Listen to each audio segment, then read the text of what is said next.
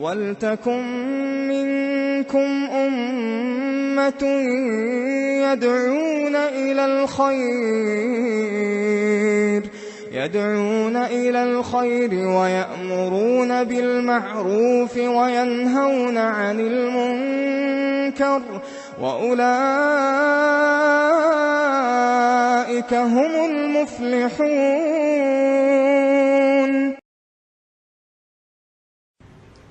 Number 6, हिलाल देखकर क्या दुआ पढ़नी चाहिए। लोग हिलाल देखते क्या बोलते हैं, रमजान मुबारक या ईद मुबारक। तो हिलाल देखकर क्या आपको पढ़ना चाहिए, ये वो सुन्नत है जो बहुत सारे लोग नहीं करते हैं, इस पर अमल नहीं करते हैं। या बाज़ लोग 2 दिन का चांद दिख रहा है, ये और शक फैलाने के काम करते हैं। चांद इस मर्तबा थोड़ा बड़ा है, तो तीसरे दिन का दिख रहा है। आप क्यों खामखा लोगों को कंफ्यूज कर रहे हो, परेशान क्यों कर रहे लोगों को। तो ऐसा नहीं करना चाहिए। चांद देखकर उसको खामखा नहीं बोलना चाहिए बड़ा है छोटा है। इब्ने अब्बास रज़ी अल्लाह ताला के सामने ऐसा उन्होंने कहा, अल्लाह ने तुम्हारे लिए उसको बड़ा कर दिया है।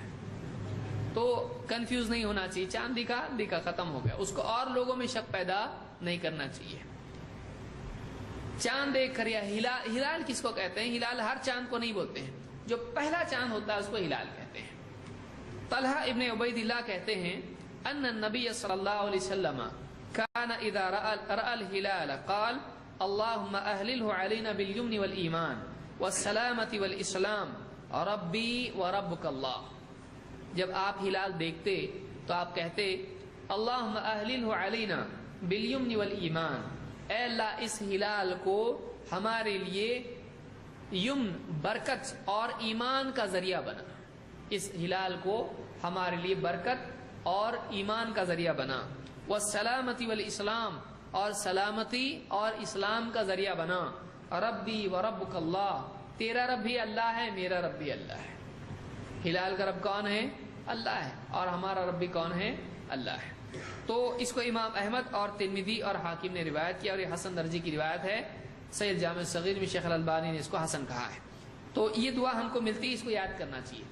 बाज़ रिवायत में अल्लाहुम्मा अहलिलहु की बजाय अहिल्लहु अलैना, ये दारमी और हाकिम के अल्फाज हैं।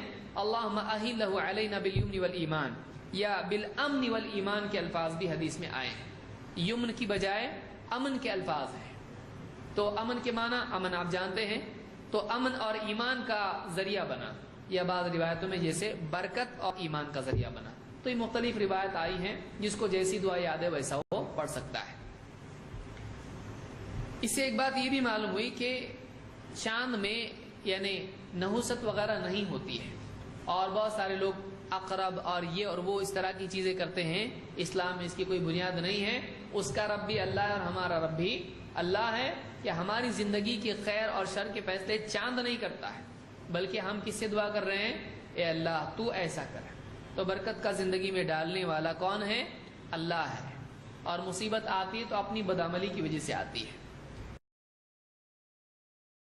सुब्हानल्लाह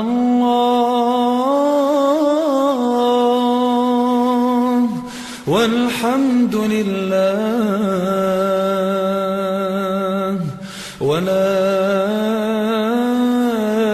इलाहा इल्लल्लाह वल्लाहु अकबर। सुब्हानल्लाह